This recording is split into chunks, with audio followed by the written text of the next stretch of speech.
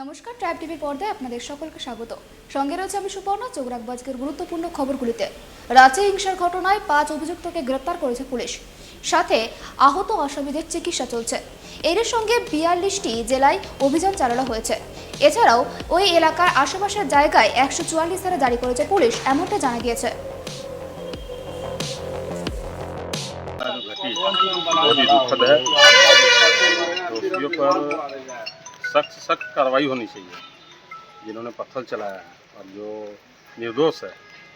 पचम्बा ऐसे शांतिपूर्ण सौहार्द का हमेशा प्रतीत होते आया है। और हम चाहेंगे कि प्रशासन निष्पक्ष जांच करे। गिरिडीह पचम्बा में कल जो घटना हुई है वो काफ़ी दुर्भाग्यपूर्ण घटना है। पुलिस प्रशासन को चाहिए कि इस घटने में गंभीरता से जांच करे, और जो भी इस घटने में दोषी है, चाहे वो किसी समाज किसी संप्रदाय के लोग हो, उससे कोई लेना देना नहीं है, उसके ऊपर कड़ी से कड़ी कानूनी कार्रवाई हो। और मेरा एक ही मांग है जिला प्रशासन से कि उस कांड में जो भी लोग शामिल हैं उसमें दोषी बचे नहीं और निर्दोष फंसे नहीं। घर के पास थे, अचानक वहाँ पे कुछ लड़का लोग कपड़ा दुकान में आया, बहस हुआ। अचानक ये लोग शांत करने के बजाय में अचानक आके मैंने जैसे आवाज़ उठा, अचानक लोग 30-40 लोग आके मुस्लिम भाई लोग उस पर हमला बोल दिया। और क्या मैटर है, उन लोग का क्या मानसिकता, अभी तक तो ये मुझे समझ में नहीं आ रहा है कि वो लोग चाहता क्या है। हटिया रोड को ये लोग टारगेट किया हुआ है कंप्लीट। और क्या चाहता है इन लोग, हम लोग तो उसका घर नहीं जा रहे हैं, वो लोग आ रहा है हटिया रोड। चाहता क्या है ये? प्रशासन आती है थोड़ा देर के बाद, हम प्रशासन से गुजारिश करते हैं, रिक्वेस्ट करते हैं कि वो इसको कड़े से कड़े सजा दें उनको, जो ऐसा कर रहा है। प्रशासन थोड़ा लेट से पहुंची, हम उन्हें धन्यवाद देते हैं, मामला को शांत किए। लेकिन मेरा उससे रिक्वेस्ट है कि जो लड़का इसमें है उसको एकदम कड़ा से सख्त सजा दे, और वो नहीं दे सकते हैं तो हम लोग हिंदू भाई में एकजुटता है कि हम लोग उनको सजा देंगे और दे के रहेंगे। উপত্যকায় জঙ্গিদের দ্বারা লক্ষ্যবস্তু হত্যাকাণ্ডের পরিপ্রেক্ষিতে জম্মুতে ফিরে আসা শত শত অভিবাসী কাশ্মীরি পণ্ডিত কর্মচারী সোমবার প্রেস ক্লাবের বাইরে বিক্ষোভ দেখান।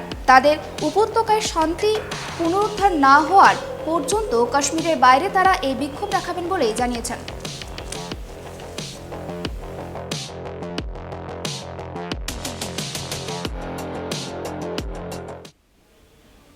দেশ এখন যেন পুড়ছে আগুনে। এই গরমের দাবদাহে প্রচণ্ড সমস্যার মধ্যে পড়ছে সাধারণ মানুষ। একদিকে খরা তাপপ্রবাহ, আর একদিকে জিনিসপত্রের লাগাম ছাড়া দাম। শহর নগর গ্রামে উত্তাপ, বাজারে উত্তাপ, এক অসহনীয় পরিস্থিতি। এতে করে খেটে খাওয়া মানুষ সীমাহীন কষ্টের মধ্যে দিয়ে দিনপাত করছেন। তাপপ্রবাহের কারণে স্বাভাবিক জীবন বিপর্যস্ত হয়ে পড়ছে অযোধ্যাবাসীদের। जनता बेहाल है एकदम। क्या क्या उपाय आप लोग कर रहे हैं गर्मी के? क्या क्या उपाय जिसको जो संभव हो पा रहा है कर रहा है। गरीब की तरह उपाय कर रहा है। गरीब मजदूर है, उसको मजदूरी काम पे जाना ही है। अब गले में पैसा रहो तो बाहर पैसा, क्या बरसात क्या जाड़ा, घर में पैसा नहीं है, बैंक में। तो यहाँ पर अभी आप आए हैं, तो किस उद्देश्य से आए थे गर्मी को देखते? तहसील आए थे अपना कुछ व्यक्तिगत काम, धूप हो काम पड़ेगा तो निकलना है। চেরি একটি খুব পুষ্টিকর ফল। এটি বিভিন্ন রকমের মিষ্টি, কেক এবং পেস্ট্রির সৌন্দর্য বর্ধনে ব্যবহার করা হয়।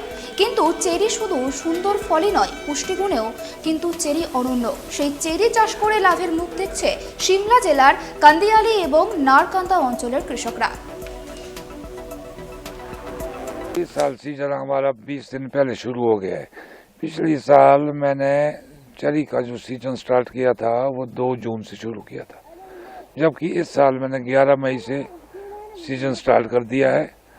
और एक तो इसलिए इस साल वर्षा न होने के कारण सीजन हमारा बहुत बढ़िया रहा है। आधी चेरी हमारी वेस्ट हो जाती थी क्योंकि सीजन लॉन्ग हो जाता था और उतने में बरसात गिरती थी। इस साल हमारे को बहुत ही अच्छा बेनिफिट मिला है। 600, 700, 800 रुपये तक का भी हमारा डब्बा बिका है। तरह सर हमारा काम बहुत बढ़िया रहा है, बहुत अच्छी चेरिया हो गई है। मौसम भी अच्छा साथ दिया इस बारी। हमारे पास बहुत दूर से लोग आते हैं, नेपाल से भी, कृषक से भी, रोजगार सबके लिए अच्छा चल रहा है। और रेट भी बहुत अच्छे रहे, मौसम भी अच्छा टिक गया है। এখনকার মতো এই পর্যন্ত। অন্যান্য খবরের জন্য সঙ্গে থাকুন, দেখতে থাকুন ট্রাইব টিভি। নমস্কার।